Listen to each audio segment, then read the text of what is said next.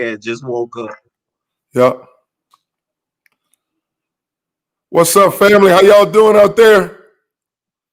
Welcome to Sideline, the baseline. Yeah, we on, baby. We on like butter I popcorn, know. man.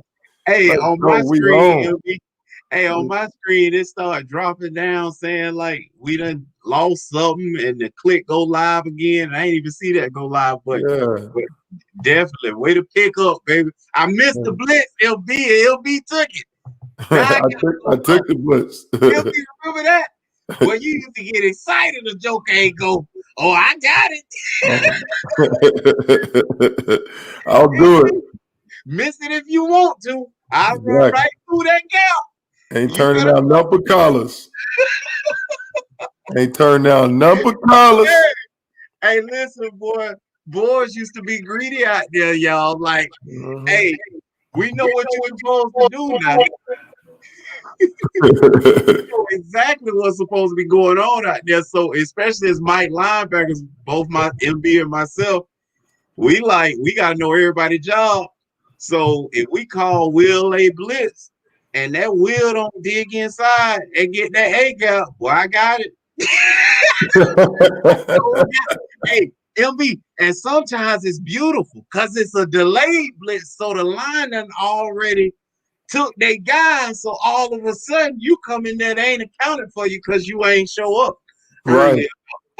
Right. But you got to make sure you let the guy, hey, you take this, you go get that. I don't care about that, MB.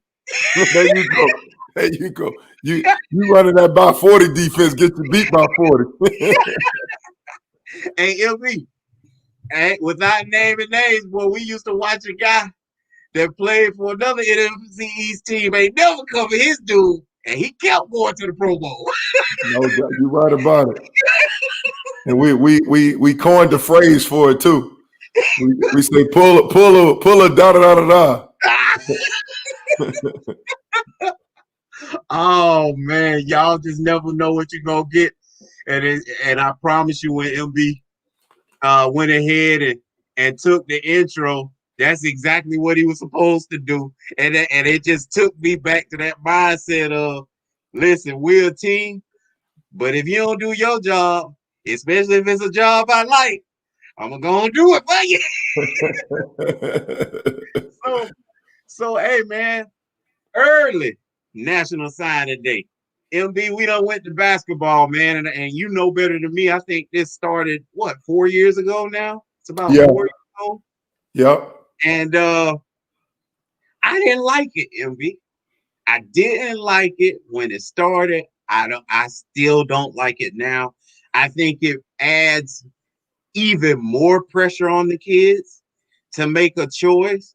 Now I understand it makes it easier for the universities, but I think from a kid, it's like, man, you upped it, 3 months on me, 2 months, sorry, on me, and then you force them up hand because, man, I know you recruited behind me, so I'm scared. Like if I don't pull the trigger, will they still have a spot for me? And I just think that's a lot of pressure on these kids that at this point still haven't yet, made a decision. Now I understand from a university's perspective. Look, man, we gotta know what we're dealing with, so we know what holes we got to fill. So I get it, but again, I'm a players guy, and I generally, side with the players and try to get, and I kind of look to their perspectives more. I'll be honest with you. Yeah, you coming from an old high school coach point of view. You was coaching at Jones High School, huh? Yes, sir. Yes, sir. But it's all about the kids, baby. All about the kids. Yeah. I mean, that's definitely a good point. I think. I don't know why the NC2A do what they do, but I think one of the reasons was you see a lot of kids that was graduating high school early, and going mid-year and whatnot. So that I'm sure that played a role into it. And then you got a percentage also of kids that know where they're going. They've been committed to the school all year. They know, look, I want to get this thing over with. Why can't I sign? So from a school standpoint, it's definitely a relief because a bird in the hand is better than two in the bush, you know? Correct. And to get that over with. And if you got some kids that want to get that over with, but you bring up a good point though, in regards to that kid that's maybe not like a top tier kid, right? Mm-hmm. That maybe get left out, you know, and we know they call it what they call it a red shirt, not gray shirt or blue shirt. They got some where now teams filled up and they run out of spot for you. And a lot of times people think that's just recruiting talk. I know as a coach, college coach, I was like, look, man, we're only signing 2 linebackers and first come, first serve. I love to have you, but listen, man, we're filling up. And the kids like, they want you to make room. And then you leave a lot of kids at the altar with the sad face. And that happens to a lot of kids. And then the negative of it is, like I talked about with this blue shirt or gray shirt thing that they're doing, where now schools are filled up and a kid is being committed to you all year, and you try to come back later on and say, look, man, we ran out of spots. And you're like, what? So I don't like that side of it as well. So I definitely understand what you're saying. Right. Yeah, it's definitely difficult. Pack Jam, what's going on, hey, what's man? up, man? What's in the building? Popping, man? Glad to see you guys tonight, man. Glad to be here with you, gentlemen. Man, what are you on a bicycle today? What you doing, man? Hey, man, listen, it's in the middle of my workout, man. I'm not about this quarantine thick thing, man. I got to stay in shape, man. You know what I mean? What you say, the quarantine thick thing? Yeah, I ain't into that. I don't listen. I don't want that. I don't want that. Oh, there you go with that, what they call that, the husband body or whatever. You know, I'm single. Dad bod. I got to stay fit. Bod. That dad bod. I don't know. No. Yeah. No. Yeah. You don't want no part of that, huh? You're allergic to that. No part of that. No, I'm an uncle. I'm gigolo. You gigolo. What? Yeah. Okay, gigolo. Hey, what you doing with your hair? What you got going on with your hair, gigolo? A curl. You got something in there. It just curl up like that. It's natural. Oh, is that what it is? You got that good hair? MB, that ain't in my family. That's a curl. That ain't in my family. You know I'm a tenant. Hey, you better make sure you put some neutralizer on it before you don't have Get him, Caleb. Get him. Hey, look here. Speaking of recruiting, we started off just kind of talking about recruiting this early, National Signing Day. And I just want to give everybody a heads up on the top 10. Alabama, as usual, number 1, Ohio State, LSU, Georgia, Oregon. No, it's not. Texas. No. Wait, what you talking about? You talking about recruiting? Yeah. Alabama finished number 1. That's what he said. Oh, sound like you said Ohio State. No, he went down the line, man. Golly. Let's go, Bama. Come on. Here we go, golly. Texas. He's ready to fight already. Come on. Absolutely. Hey, man, get a better Wi-Fi, man. He said Alabama, then he even doubled down on it as usual. Okay. He even doubled down on it, too. Okay. Get it together. Texas A&M, I think, is huge at 6, man. I think that's huge for their program and what what's been able to be done, because I can't even think of his name right now. Head coach left Florida State in Jimbo Fisher. Left Florida State in shambles when he left them in recruiting. And I mean, to do this job that he's doing right now is huge, and they're finishing at 6 right now. Clemson 7, which is a bit lower from where they've been in the past, and we're gonna have a little discussion about that maybe later. Florida, Notre Dame at 9, and USC at 10. We'll throw Miami in there. Miami at 11 right now. Oh, and which one is that? I was just gonna read the top 10. Hello? So this is Rivals. Yeah, Rivals. We was 10. Huh? I think Rivals we was 10. No, Rivals you finished at 11. No, you finished at 11. Yeah. Okay, I know you haters would know. I know you haters would know about that. MB. No, let's think about it. It's still early National Signing Day. See, this thing ain't done yet.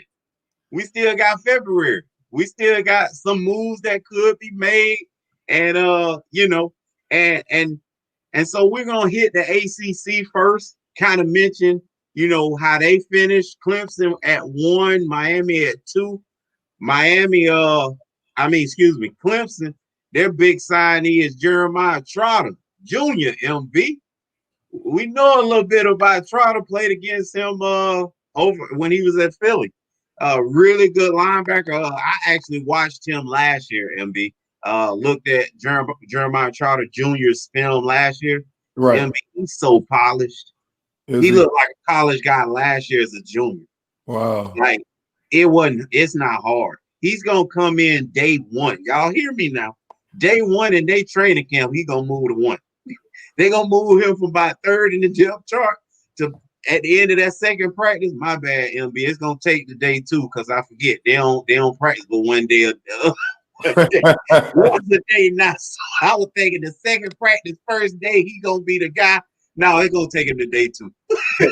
Take him to day 2, huh? Yeah. So that's their big guy. Miami got a 5-star defensive tackle. MB, I'm sure you know all about him, Leonard Taylor. And that's their guy that they're claiming to fame with this recruiting class. And UNC finishing 3rd.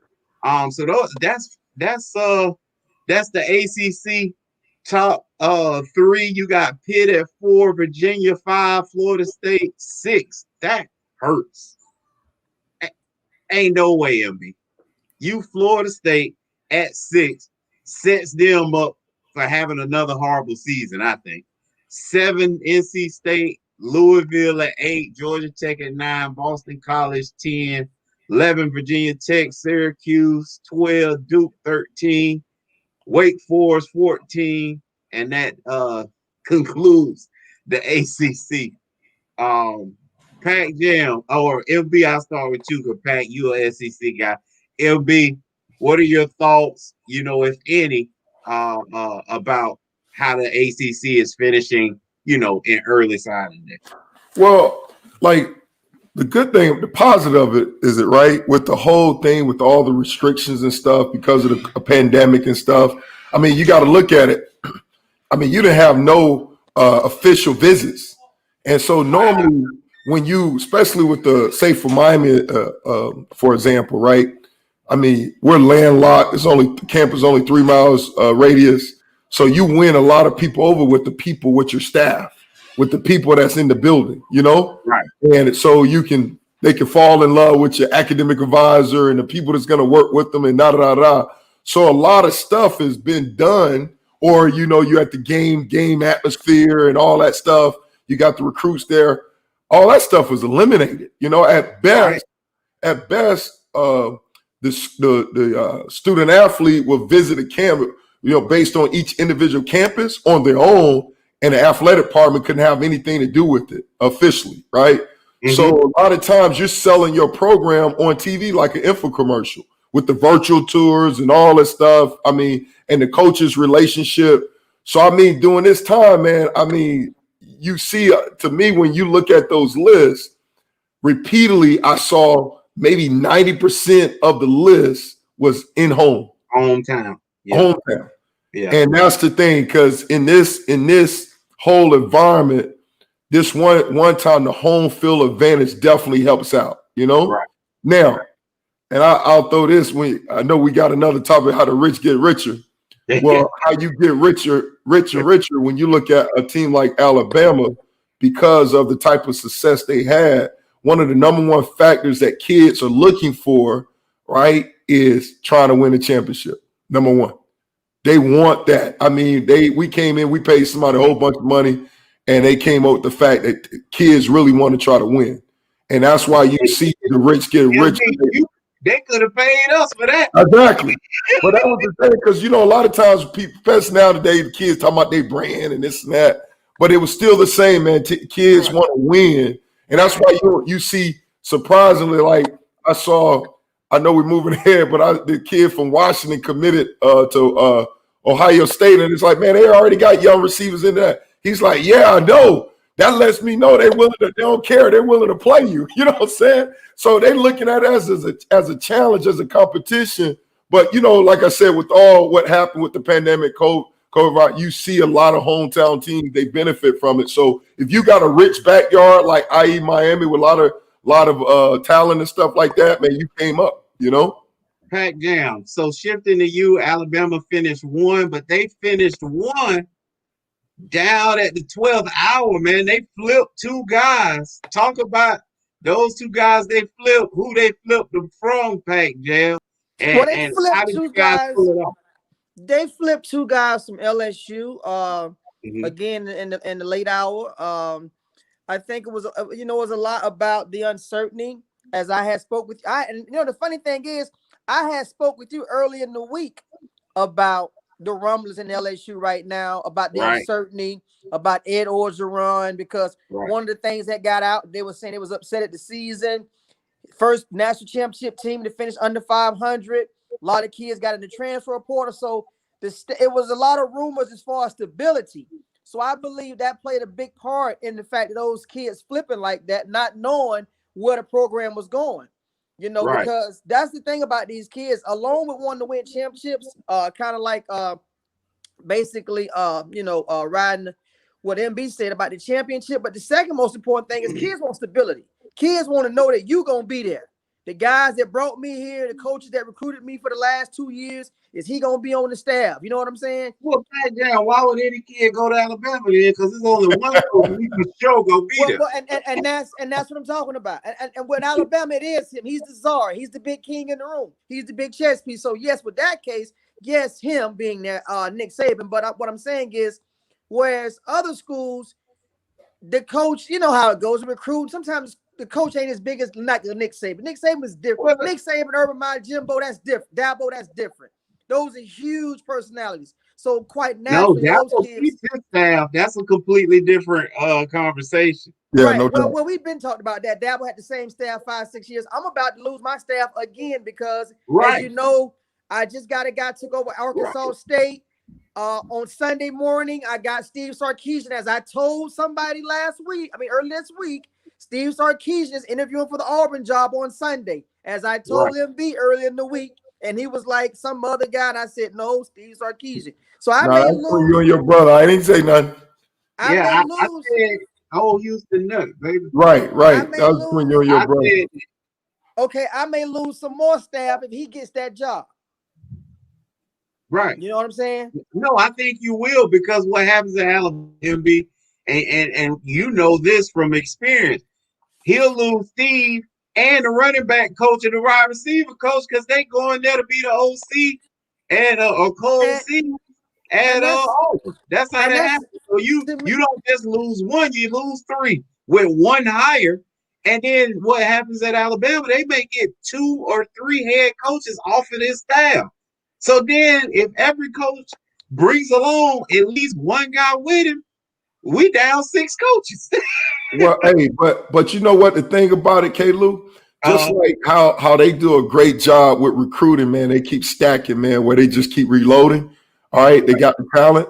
They do the same thing with coaches, right? Yeah. I remember when we was in preparation for far as when we talking about the standard and all that stuff, and how Texas and different programs who got won championships and they want that, so they want it now, so the leash is shorter, right? Right. And then I was like, okay, I was looking at Charlie Strong, right? Guess where Charlie Strong is at right now? Not Alabama, LB. Alabama. As an analyst. He's an analyst. As an analyst. That's crazy. You see what I'm saying? Charlie Strong is on Alabama staff as an analyst. LB, I still gonna say it almost every fifth show. That should have been y'all head coach.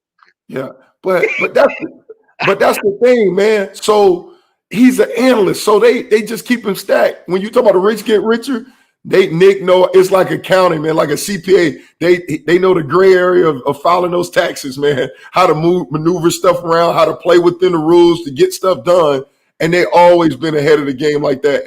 SEC always been on cut edge. They was the first to have like coaches like be in the weight room, because you couldn't deal with the kids. Coaches, you limited how many hours, but the weight room coaches All right, they unlimited access to the kids, so they would take former college coaches, make them weight training assistant coaches, and still it's always like that, man. They always head of the game, man. So you look at it like that. So they always reloading because they got people in their system. It keep funding. That's why you don't see no drop off, man. They get it done.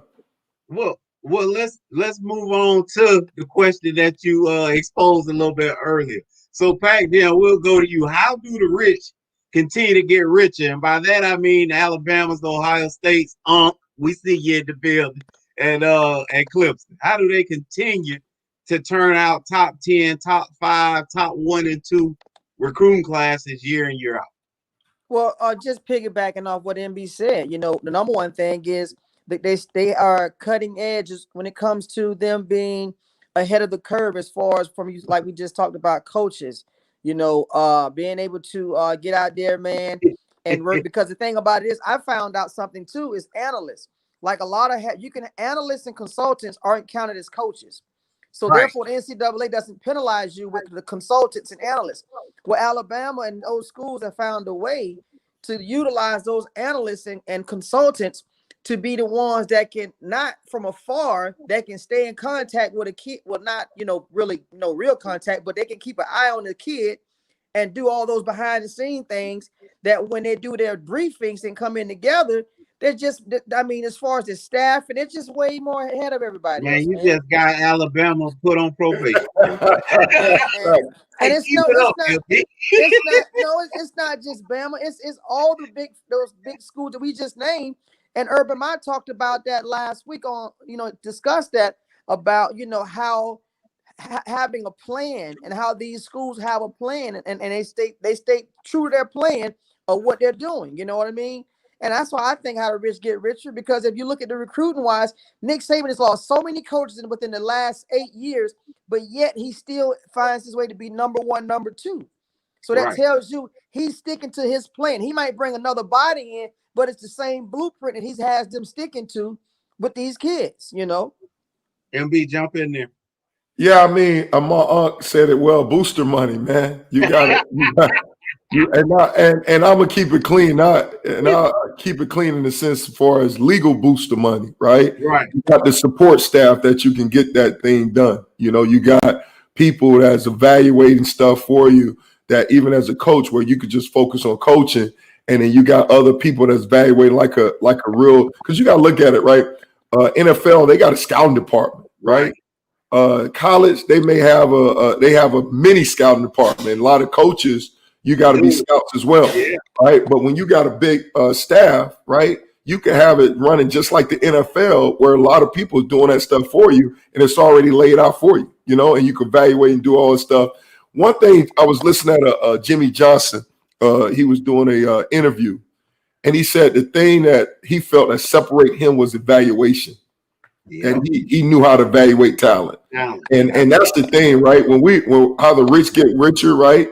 They hire people and coaches or people staff who know how to evaluate talent, so they know how to go get the top players and whatnot. But another way the rich get richer, I said earlier, is by winning, right? Right. Kids want to win. Like you look at Alabama, they top recruiting class, right?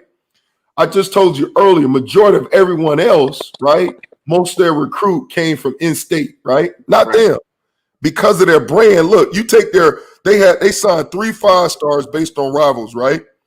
2 of them was from Florida. Right. 1 of them was in our from St. Thomas, Fort Lauderdale, Dallas Turner linebacker, right? Right? So and then the other one was from Texas, Brockemeyer. So they got 3 5-star recruits, and none of them was in their own backyard during this whole pandemic. Why? Because Alabama winning, and then they can go out and get the best of the best. When when I was coaching, right, you go like that logo on your chest, right? Whatever you wear, it carries a lot of weight. And so Miami is the same blueprint back in the day. You like, okay, you win your hometown, right? Your state of Miami from here all the way to I-4, right? And then out of state, you go get the best of the best. And that's what those teams, how the rich get richer, the Ohio States, the Alabamas, even the Clemson, right? They win their own home ground, and then they go out and get the best of the best. You know? They stay here, LB. you miscounted a little bit. It's 5 from here. What's that? They Yeah, got it's 5 5. from here. No, I'm talking about. I said 3 5-stars based on Oh, rival. okay. Yeah, Yeah, 3 like, 5-stars, right? I Yeah, thought you you were got just two. talking about where they were from. They got Yeah, 5 from Florida, and yeah. that's No, been I'm my talking big. about 5 stars. You got. I'm Yeah. just dealing with 5 stars alone Oh, okay. because you look at Ohio State. Ohio State had 3 5-stars, right? One is from their own backyard in Ohio, from Pickerton, defensive end, and then the other 2 is from Texas and Washington. You look at Clemson; they only got 1 5-star this year. That 5-star was from Georgia, right? Mhm. LSU, they got 2 5-stars this year, but see, they still developing those 2 5-stars in their own home state, Louisiana. And then same thing with Miami, right? They're 2 5-stars because what James Williams, you throw him in with the defensive tackle with Leonard Taylor, all right? Those 2 in their own backyards. But when you're like the best of the best and you start winning, stacking the chip, how the rich get richer, is that when you can go out of state and get the best of the best. And I'm gonna piggyback off of both of y'all. You both have talked about it, having the opportunity to have analysts, and then I'm gonna jump on Unk's back as well and say he's right. The booster money enables for Alabamas of the world to have an entire staff full of analysts because a lot of other schools can't even afford that extra staff. Because you talking about paying a whole nother salary for a whole nother staff. So you might be talking an extra 2 million divided by, the staff behind the staff, if that even makes sense. And Yeah. so they can do all the jobs and the work that MB talked about evaluating talent, and then what Pac Jam said about keeping communication with the players. As we move on, guys, based on the recruiting and this year's results, and I know I'm still early because this is national. This was national signing day, the early version. What sleepers do you think is top? I'm gonna throw mine out there to start it off. Hold on, you broke up. What? Ask the question again, Caleb. I said, based on the recruiting and this year's results, what sleepers do you think are prime for a top 10 finish? And I'm throwing my 3 out there first, so y'all can hate on me and throw rocks and all that. My 3 are Arizona State, North Carolina, and Southern Cal, baby. I think USC, because of how they finish in this year, obviously being 5-0, I think at this point, having a top 10 recruiting finish, I think they prime to be top 10 next year with a regular full season. Oh, If you okay? live. Oh, you talking about paying? Which one is paying dividends, right? Which, Correct. oh, Like, because obviously you can't just neglect what they have now and put it all on the freshmen, because we all know all the freshmen ain't gonna play. But we also know that those 5 stars y'all just named them like first round picks, so they gonna help you early and often. So I'm mixing all that in and saying Arizona State, they finished well. They didn't recruit as well though, but that's still to be determined because you got a bunch of sharks over there who understand evaluate talent and they don't care about no stars. I promise you this, them guys over there, Herm and AP and their staff, they like, man, let me see the tape. I don't care nothing about what his star is. Let put the tape on. So those are our kind of guys. So I wouldn't put this recruiting ranking so much on them. So that to me, they're gonna be a sleeper, a top 10. And then I'll say again, UNC. I mean, Mac Brown talked about it over and over again when he got fired from Texas. He said, y'all ain't gonna catch me slipping ever again. I'm gonna keep a quarterback and I'm gonna keep some recruits in the building. And we've seen that program do nothing but improve every year. And this will just be his 3rd season, right? Coming or 4th season coming up. And they've improved every single year. Pac Jam, who are yours? That's a good one. That's a good one. That's a good question because looking at it, I would have to say Texas A&M. Wow. Yeah. Texas A&M because The problem, he go ahead. Texas A&M has done a great job of surveying the land in Oklahoma and in Texas. Yeah. And I don't know what Jimbo told those kids, but Jimbo convinced those kids that he's gonna produce, and by him being ranked what he is, you have to give it to him. And considering when we talk about, because one of the things we had talked about a while back, and I think all three of us discussed, not amongst each other, but we discussed at different occasions, was the salary that Jimbo had got. Say it ain't so double A. When I'll get no by the way. I ain't say no my teams. I posed the question. One of the things that we always talk about is a coach's salary and what he does on the field.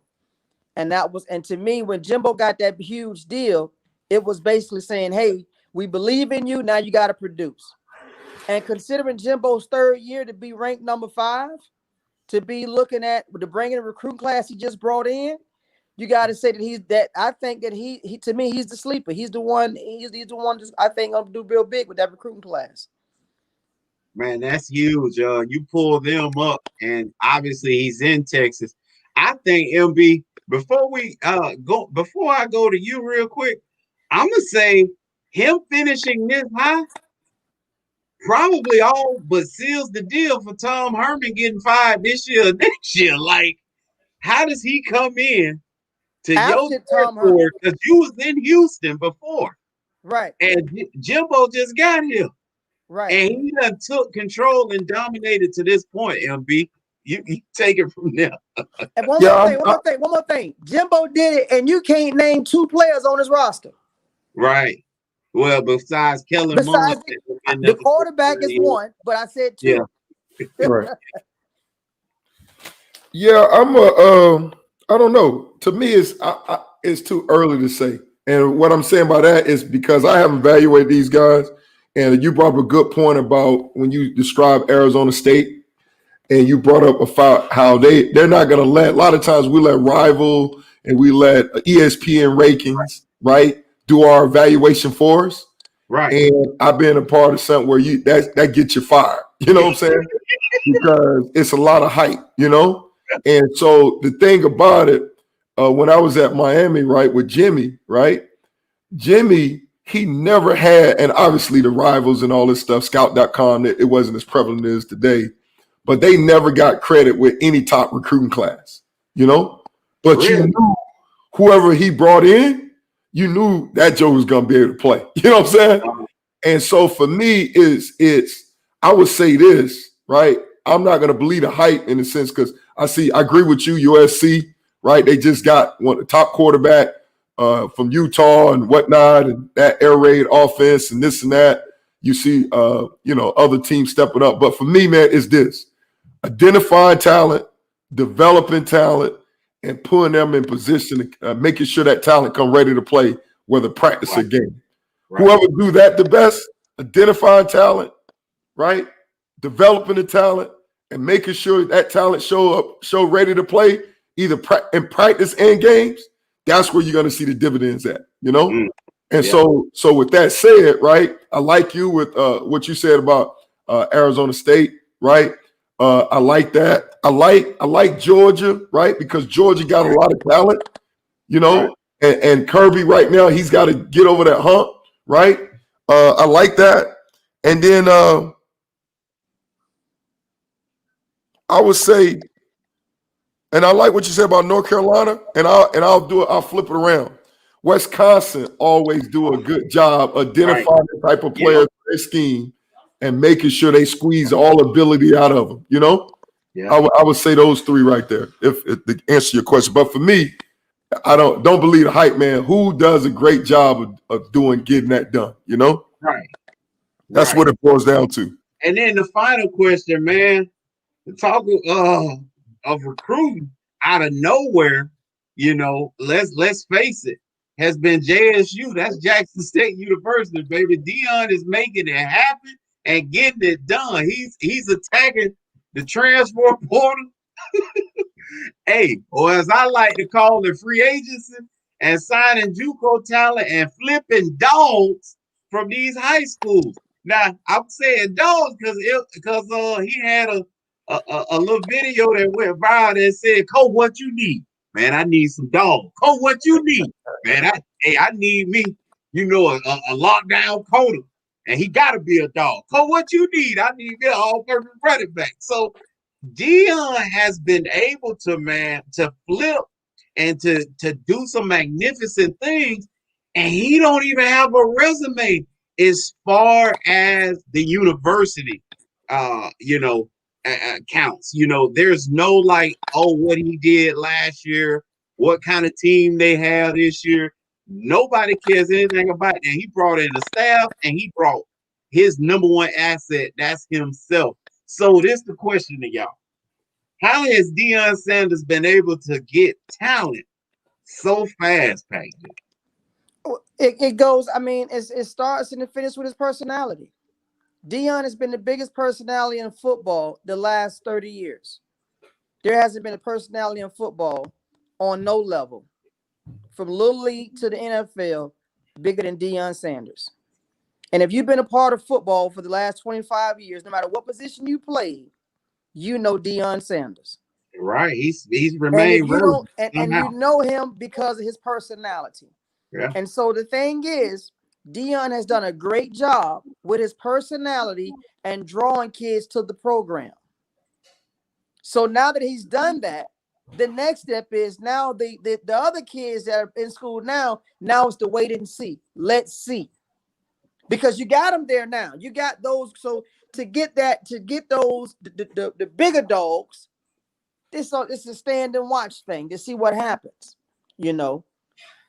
That's why he did what he did. Now, again, as you guys know, you guys played on both levels. You guys played for Power 5 schools. You guys know the ins and outs as far as the living conditions, the food the table. You guys know all the behind the scenes, all that stuff. So you guys know more than the average person would know. So again, let's see how the logistics, let's see how all of that other stuff plays out. Because what you two do know is, though nobody else may not know, but you two know that that's important as well. Yeah. Because if you have to pick that phone up, and dial mama number, it's over. So that's the other. That's hey, how you gonna celebrate him and then throw hate at no, I didn't tell. No. Remember, don't you ever say nothing good about me. That was you back there. Listen, remember, hold on. I'm a dunk. Soon as when he started talking good, I'm a discipline. Backstabber, huh? He backstabbing. No, I'm not backstabbing. If you remember, I was the one who wrote the article on Deion, saying Deion was not going to be there longer than 3 years. You said that. I'm the one that told you Deion is using this as a trampoline to get a Power 5 school. That ain't what we talking about. But I had to address that because you brought something else up. Oh, I ain't bring nothing else up. You did. You kept going and asked the question. But again, his personality, to end it right there, his personality brought the kids there. For me, Klew, just jump in. I mean, I agree with Pat Jam, his personality, but also his resume as a player, man. Right? He flipped a corner, JC corner, right? Well, I don't know how many years he got, how many eligibility years he got remaining, right? But you look at this, right? It's a corner. Deion, like, look, I got you. I got you, bro. All right, he can say, I'll sell. If I'm Deion talking to that guy, I'm like, hey man, you could be one and done, man, with my help. And then his defensive coordinator is Dennis Thurman, who's also a DB specialist, right? And then the corner coach is Matthews, who also played in NFL. You got 3 NFL corners that play the position, right? And when you talk about mentorship and development, how can you get better than that? So that's an easy sell for that position as a corner. The hardest sell is the nail with when you talk about quarterback, you talk about other players and stuff like that, then that's when the sell become harder. But when you talk about a JC JUCO corner, right? And Deion in his ear, and Deion, hey, I'm pitching that line. Hey, look, man, I'll get you ready for the NFL. I'll get you ready. Because he said at his press conference, he said the dude wants to go to NFL. Bro, I can help you.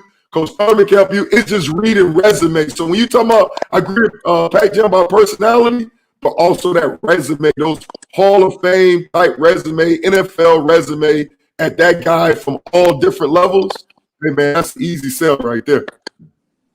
Hey Jim, you had an experience with watching Dion flip. Did you want to share that? Oh, the kid had the kid from Jones that flipped the 4-star offensive tackle, 6'5", 315 pounds. He didn't want to go to Florida, and he felt that he really didn't want to discuss it with his coach because his head coach had played for Florida. And so he had told another coach that he didn't want to go there no more, that he wanted to go to JSU, but he didn't know how to get in contact with JSU to let them know that he wanted to go there. So it so happened that the same we go to the same barber, myself and the coach from Jones High. And so the phone call was made to him to say, hey, man, the kid doesn't want to go there, man. The kid wants to go to JSU. And so he was like, hey, man, the kid doesn't want to go to UF, but he doesn't want to upset you. Like, hey, man, he's not upsetting me by changing his mind and go to Florida. If he wants to go to JSU, he's not upsetting me because I went to Florida. I want him to go wherever he wants to go. I'm going to support him. And so he said, the kid want to go to JSU. Can you get in contact with him? So the head coach from Jones, he got the number for Dion and called Dion 4 times. Dion never answered the phone. So he texted him. He said, hey, I got a 4-star, 6'5", 315-pound kid that wants to come to JSU. As soon as he hit send, Dion called him. Dion called him and said, hey, where is he at? I want him. And so he hooked him up with, he linked him up with the kid and his parents and whatnot. And then the kid decided to go there, as you guys know. And Dion made a video right after that. That's when Dion if you remember last night, it was a late video came out with the musical in the background. Here I go.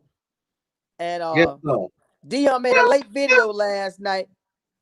And he said, you thought we done? You thought we was done, huh? You thought we was done, huh?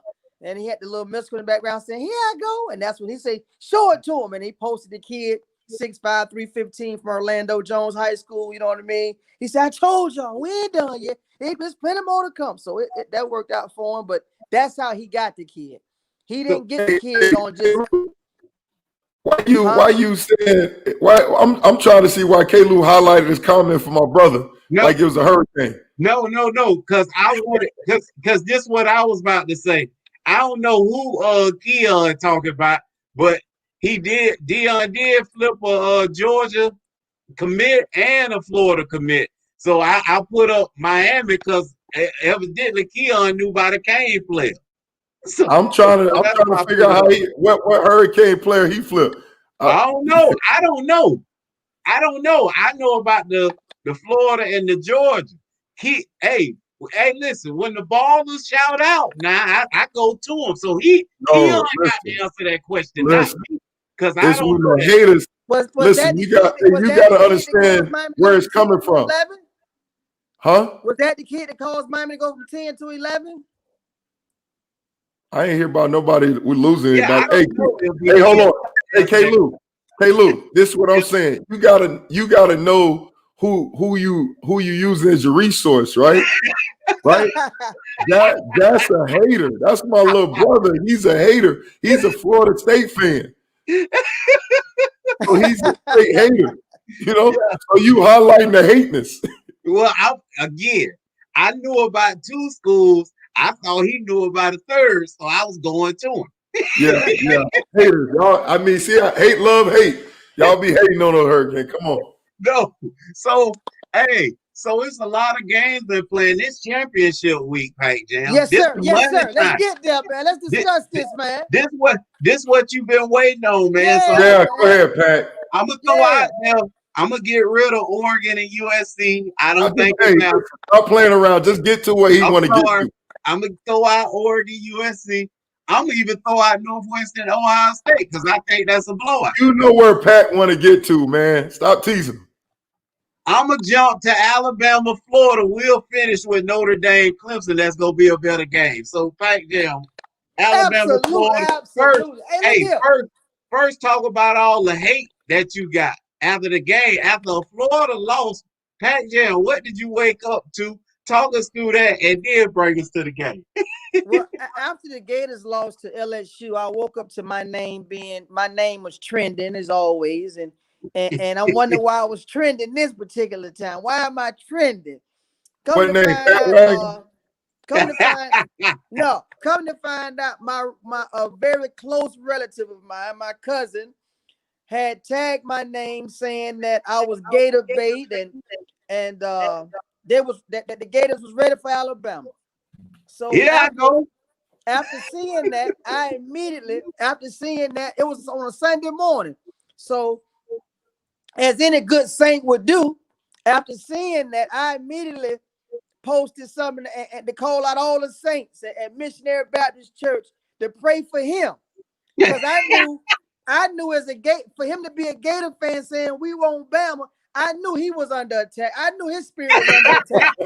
So it was only right for me to get the Saints on one accord.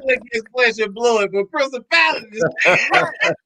My grandma told me, she said, baby, when two or more come together, and his name, he in the midst. So I immediately had to get the Saints together to get that devil off my cousin because it had him speaking crazy. It had him speaking in a foreign tongue. Talking about we want Bama, that's a foreign tongue. That's possessed by a bad demon. Let's get that demon out, that boy, right now. So I had to send that out there, you know what I mean, to get that brother delivered of what ailment he had. But moving right along, I was taken aback by something that Dan Mullen said that's trending right now in all Alabama. You can go to any Alabama sports show, any Alabama site, and it's trending what Dan Mullen said. And why would he say that? I don't know. Same thing my cousin said Sunday morning was the reporter asked him about the College Bowl playoff, and Dan Mullen's exact words was, well, after we win the game, we'll see where they put us at. Yes, sir, Dan. That's what I'm talking about. So my thing is, Dan know better. Dan has coached under Urban Meyer. Dan knows about. Dan been coaching over 30 years. Dan know about bulletin board material. The last thing you want to do, because even if Alabama was overconfident, you just refocus them with that job you just said. Because all Nick gonna say is, hey, the man said after they beat y'all, they had to see what the committee gonna put them where they need to play. Start talking about how they get there. They gonna drive what they gonna do. Right. So what you did, you just made them feel like they're underdog. Where they eat that. So thank you, Dan Mullen, for that shout out. You hear me? Because they really gonna turn it up. They really gonna, like little baby say, they really gonna turn it up a notch this time. So MB, kind of looking at the periphery of the game, man, on the outside, like what are you expecting?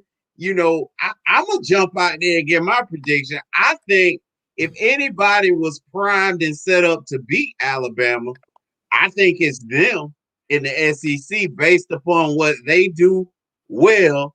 What's the weakest part of Alabama's game completely, if you have to rate what they do offensively and defensively. So I think the passing attack of Florida is amongst the best in the country. And even in a loss last week, they still almost went for 500. So playing Alabama, the weakest part of their team is the secondary. I think if there was any team kind of like scheduled or built to make it a tough game, I think it's Florida, LB. But what's your thoughts? Oh no, I want to hear that a little bit more from you, because I don't know. I know you talk about the weakest part of the defense. I mean, team is the passing game, but I don't know. I think what's as far as Nick Saban type teams, right? Right. What have given them trouble, right, is mobility at quarterback all throughout, and that ain't part. Right? And that ain't that. And then also Florida defense, when you talk about the high power offense that Alabama bring, I mean, I don't think they got enough parts to try to stop them. I don't think it's a perfect fit. I think you got to have a whole lot more defense than what you have, right? They don't. and you got to have the quarterback to be able to move. Even Burrows, right? He's not a elite scrambler like Manziel, but he knows how to buy time and stuff like that. And so I don't think they have the parts to beat Alabama, man. They just have to turn it into a sprint and score every possession. It has to be something like that. But here's the thing, though, and here's the answer, the other part of your answer, right? When you look at the Ole Miss game and how they made it like a high-scoring game, right? Right. One thing they brought to the table that was kind of swept under the rug is the fact they was running the ball as well. Yeah. And that opened up the passing game. Right now, Florida, they're running games on a milk carton. Right. So if you're just going to line up and try to pass the ball against that defense, you're making it so easy. You know what I'm saying? Right. And they don't have the ability to establish a run against the Alabama defense. So because of that, right, that's what I'm saying. I don't think they got a chance. Well, I think this is the closest game we'll get all year to a team, up until this point, being able and being in a position to compete with Alabama just because of what Florida does. If this was any other team, and from that SEC, I'd be saying they blow them out easily. But Florida does have a chance. I mean, they got a chance. No, I don't think they'll win. But it wouldn't surprise me if Alabama wins by 10 points or less. It just wouldn't surprise me. Yeah, I mean, they will have Florida have to do turnovers and stuff like that, and they got Pitts coming back. Obviously, I mean, he's a matchup nightmare as well. But I can see them doubling him and making everybody else beat him, and going to get the quarterback. That's what I'm saying, Florida has 3 receivers other than him that can beat you. So I'm just intrigued to see how Alabama matches up with the Florida attack that I really believe no one can stop. Like, hold on now, wait a minute. Now, both of you guys last week or last 2 weeks, right? When y'all talk about Florida attack, y'all was like, they just got tall receivers they're gonna throw the ball up to. That's all we got. That's what happens. And that's what I'm saying. I mean, jump balls. It still doesn't change. It doesn't change how I feel about your Heisman pick. But it's still, those guys are elite, and them jump balls, they winning them. Hey, listen. But here's one. All right, but one thing I saw the games I've been watching with Alabama, their secondary has started getting better and better. Right? Okay. They got a freshman, I think, number 13. We got 3 freshmen back. Right. 3 freshmen. And they've been getting better and better as the year went on. They better be that's not an easy win. And check, here's another stat that I just came across, right? Alabama, right, has been beating their SEC opponents, right, 50-17. 50-17. Right. The average has been 50-17, bro. They're not going to hold Florida 17 points. I'm just saying, though, Florida may get a little bit better, but I don't see Florida to me don't have the overall firepower, right, to stop Alabama. And I don't believe they are going to stop. You ain't heard me say no. You don't want to. No, I know what you're saying. You talked about Florida defense. I think that was too much to say. the time you spent on them was too much for us to be talking about. Yeah. I'm focused on them making this a sprint. You score, I score, you score, I score. That's what I'm focused on. Yeah. Well, the reason why I don't think that'll happen, I think we have to give Nick Saban more credit than what we're not giving him, to know that he's a defensive guy first and foremost, that he's going to schematically come up with ways. Why he rebuild his offense to stop running the ball the way he do then? He's a guy who spoke in the beginning of the season and said, this league is now more about can you put up points? Right. Than about stopping people from getting points. And that came out of your defensive coach's mentality in his mind. So he allowed for his offense the last 3-4 years to do a complete makeover to match the output of points that he knew he was going to have to beat in order to win. So he did what he did to stop a team like Florida that's not a better team than his, to stop them from beating them. But hey, Lou, an old school Nick Saban Alabama team would lose to this Florida team, and they'd be way more talented and better. Hey, Lou, I understand what you're saying, but here, just chew on this a little bit, right? Alabama beat Missouri 38-19, right? Beat Texas A&M 52-24. Beat they had to shoot out with Mississippi 63-48. They beat Georgia 41-24. Don't get it twisted. I know Georgia quarterback. All right, he's not lighting up the world. Beat Tennessee 48-17. Beat Mississippi State, who you was like promoted like Don King because they ran the score up on LSU defense. Right. He shut them out 41-0. Correct. He beat Kentucky, who early in the season, right, was kind of ranked. They was trying to shoot from don't do that to Kentucky. They was missing like 7, 8 guys. Don't do that. Don't do them like 63-3. MB that Auburn 42-13. He beat LSU 55-17, and he beat Arkansas, right, 52-3. Yeah. So I'm just saying, though, to me, defensively, as the season got better, their defense been getting better. And obviously, go ahead. The only team that you named on really that should have played them much better, I believe, because Kellen Mond has been super inconsistent all year. When you name Kentucky should have played them much better. But like I said, they were missing like 6 or 7 starters. Mississippi State, the wheels completely fell off from them probably 2 weeks after them having such a great start. And they haven't been the same for the rest of the season. The SEC is what you and I talked about early on was down, MB. We didn't feel like there was a whole lot of talent over there. And I think Alabama just proved it. Those scores that you read just proved how far everybody else is away from Alabama. However, you are high on a Heisman pick that Pac Jam and I bashed a bit. However, there's 3-4 guys that all them jump balls he throwing. It make me think of Randy Moss, man. Man, all they do is throw it deep to him, and all he do is keep catching them and scoring. So as me and Pac Jam throwing Halo trash, he keep throwing them jump balls. Them boy keep climbing the ladder. And Pac, what do you feel? Do you think this will be a blowout? I feel it's gonna be a blowout. Okay. I don't think the game's gonna be close at all. And I'm gonna tell you why. One of the things that Florida that we're not discussing in this game is the fact that how Nick Saban will run the air out the ball, especially against the defense that can't stop the run, which will chew the clock up, which will make them beat, which will turn out to be a 45-3 type game, a 45-10 game, because of the fact Florida can't stop the run, and he'll run all day on you because that's what he loves to do anyway. You know what I mean?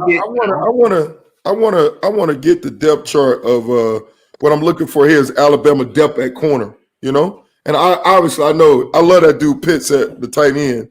I think he's a matchup problem, but I just want to see their depth. Because typically Alabama have tall DBs, you know? Right. Pat, do you know that better? Do you know anything? The one DB is our tallest defensive back is 6'3". 6'3"? MB. They're gonna have to have a they better be dunkers. That's all I can tell you. All of them better play basketball. Because it's going down. You know what? Hey, 10 points. Remember, 10 points or less, I said. But 2 things to look at we ain't talking about. That Florida team had Pitts when they lost to Texas A&M. Yeah. They had Pitts when they lost to Texas A&M. Remember that, MB? Yeah. Okay, so understand they lost to Texas A&M, and that's the same Florida just lost last week. So looking at LSU and Texas A&M and looking at Alabama, how could you not see a blowout knowing that Alabama is more disciplined than both of those 2 teams? Because that's, to me, I still say styles make fight, bro. I don't care what sport we talking about. To me, styles make fights. Okay. Yeah. I agree with you. I'll be a little bit more confident, Klew, if Florida had a running game to balance that thing out, since their quarterback is not a scrambler, right? And then if they had a little bit more on defense, you know? But I think if you give, I give them this much credit, Pac Jam. They were looking past LSU. Oh, no doubt about it. No doubt about it.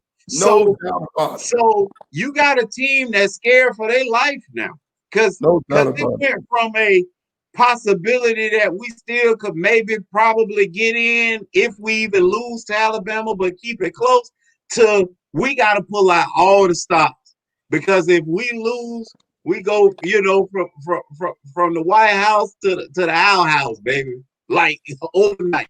Like, you know what I mean? It's that cut and dry. They beat Alabama. I still argue and fight with y'all about that. But they know if they lose, shoot, who knows what bowl they going to. And Alabama and Alabama players know the same thing. They plan to get to the show. So they're gonna be just as motivated as Florida is.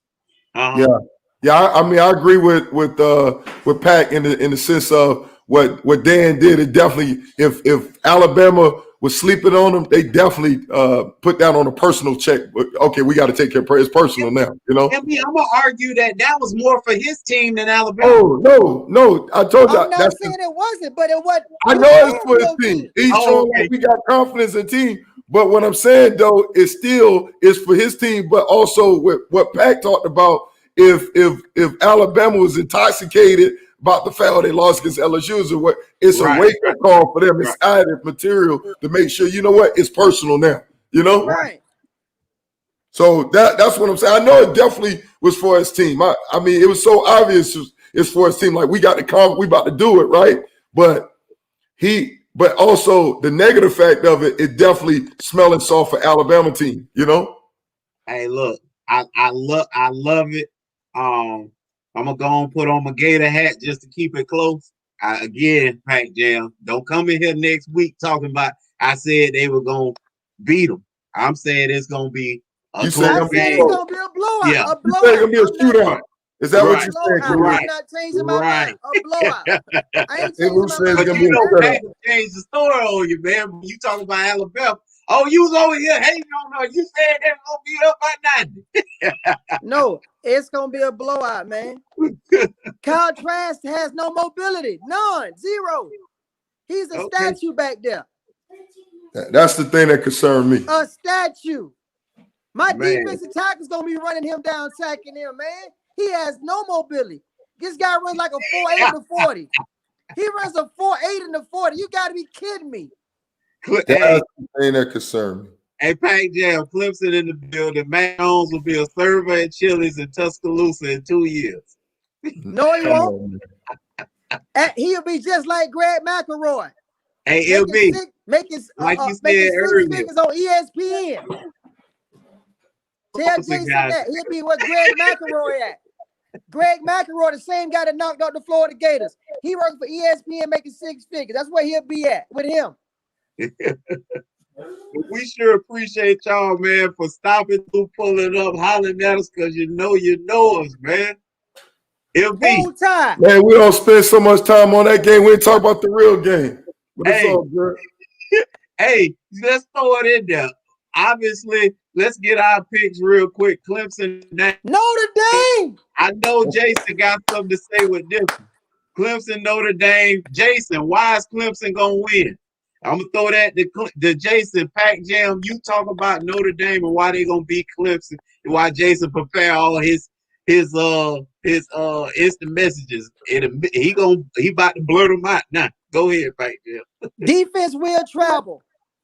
Any guy that played the game, he knows that, especially you linebackers. No, defense will travel. Notre Dame has a better defense between those two teams. There's some sound tackles. They move from sideline to sideline. They play great. They do a lot of gang tackling. Also, Notre Dame has a game at quarterback. He may not be the number 1 overall pick. He may not be the guy with the golden locks. But what he is a Jake the Snake Plum, and he gets the job done with a little bit of Patrick Mahomes in him. And that's that boy Ian Brooks. Hey, MB. MB. Why is Clemson gonna beat Notre Dame? Because I got a feeling you got your orange on. It ain't just for Miami for this pick. It might be for Clemson as well. So why is Clemson gonna win? No, I like Notre Dame. I mean, I like their body of work. I want Clemson to win. just so it get through ACC teams in there.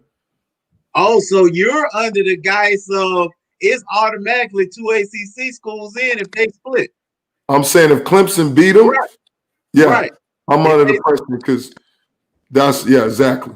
Wow. So Jason, but hold on, I'm with Jason. That Mahoney thing, no, Pat. Stick with the Jake the Snake, Pat. Stick with that, Jake. So look, Jason say where they traveling, not to Charlotte. He say Notre Dame defense ain't traveling. Then Notre Dame defense had just traveled to Chapel Hill, player. What you talking about? Chapel Hill in North Carolina, last I checked, and they shut down both running backs. They didn't even get 60 yards rushing. That defense traveled, son. You better open your eyes there, boy. They travel. Hey, I love what Notre Dame has been able to do this season, man. Some kind of way they put it together, and they are I don't care, even better than Alabama. They're the most complete football team in college football this year. Yeah. I don't think that's hard. Like, their defense is as dominant as their offense. They both bail each other out of situations. They did get in there. They got even special teams come out there and do their part. So when you got a team like that, you can't make any mistakes. And if you look at Clemson in the first game, they were able to move the ball, but then they make a mistake here or there. Guess who capitalized? Notre Dame. I like them because it seems like they're a super veteran team, MB. Right. And when you talking about, hey, Lou, you talking about it also in the trenches, right? I mean, that's the thing about them. Clemson rushed 33 times for 34 yards. Yeah. You know what else too? And you can't do that. You know, you got to win in the trenches and whatnot. And then also, I know Clemson, they had 3 defensive starters out. I think they got 2 of the 3 back. That should help a lot. Obviously, Trevor Lawrence and whatnot. But I mean, you got to win in the trenches, man. And Notre Dame. I want Clemson to win, but I think Notre Dame, I agree with you. And then their skill position, they got better athletes than you think. That's the thing that surprised me. They're solid every position. At every position, they're really solid. I don't know if you guys been watching this, but you know what I see, though? I'm seeing a lot of pressure on the Clemson side. I'm seeing a nervous coach because you can't shut up. Dabo is real nervous about this game. Dabo can't shut up. No doubt. Well, 2 losses gonna get him out. So you save yourself this year. And I bring that up. I bring it up to say this. Because the Dabo's feeling the way he's feeling, sometimes in certain situations, when you guys watch y'all say, well, they should have punted, watch for him go for certain times and he should have punted. You know what I'm saying? Well, they have to. The season's on the line. Yeah, that's not far-fetched, MB. You playing, he got to play for the national championship twice. Let's just face it. This the national championship, and then afterwards gonna be the national championship. You know, like it's every game as important as the national championship from this, win forward or this loss forward. If you lose, you've done. And I think he recognizes that. So of course, if there's any indecision about should I go for it, he's a winner. He's already proved that he can win a national championship. So yeah, he ain't about to go home saying that he punted his chance away. That ain't gonna happen. Yeah, I think Pat, what you trying to say? You saying that he's not gonna make his sound decisions as he normally makes. That's what I'm saying. That's what I'm saying. Is that what saying? He got a little tightness in the derriere. He's gonna make decisions that you guys gonna discuss, or we had discussed. Like, why did he do that? That was bonehead because of where his mind is at. Shoot. Hey, at this point, you going for it. Put all the chips on the table. You going for it. You got the trick plays ready. You got the fake field goal. You got the no doubt 4th down plays on 4th and 6, 4th and 8. You got those packaged in. What Jason OC, man. Jason out of control, man. Hey, that's all they do. Hey, the 0 blitzes are in effect this week. You know Clemson love to go anyway. That's the thing. How can Clemson defense hold up for 60 minutes against that offense? That's the thing. Because that running back's going to run right by that blitz. That's the thing. That's the thing.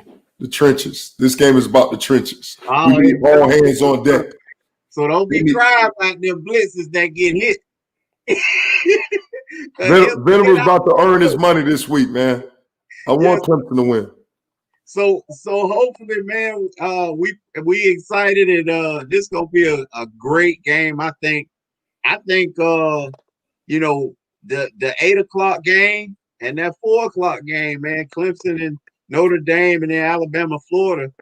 I think it's gonna give us everything that we want, man. And I think we'll be stuck talking about those two games on Monday. It'll be no doubt. We're gonna be stuck with those two games. All that and then the drama that comes out of who's the Final Four at this point. Yeah, that's going to be the drama. I mean, because we ain't even talking about the Big 12. They think they can get in with the 2-win, 2-loss team. I mean, it's especially if some upsets take place, you know? Right. So we appreciate y'all stopping through, hollering at us, because you know Roll Tide. Co-host, the realest co-host in the building, Pack Jam, and the illest. Roll Tide, roll. Hey, man, we appreciate y'all coming through, and we'll holler.